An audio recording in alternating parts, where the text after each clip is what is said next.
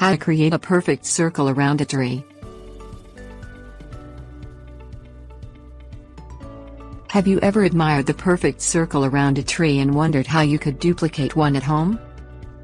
Here are some tips to creating your own, and creating a focal point around your favorite tree.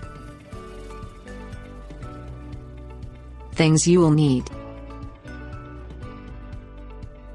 A tree, of course. A rope. A shovel. Rocks, bricks, mulch or stones if desired. Select your tree, and gather your rope and shovel. Huge trees may not lend themselves as well to this project, nor ones that are just beginning to sprout.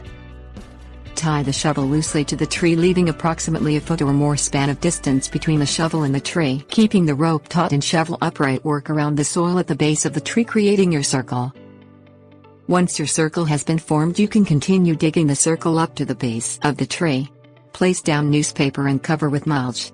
Now you can place rocks or bricks in a pattern around the edge if desired. Congratulations and admire your handiwork.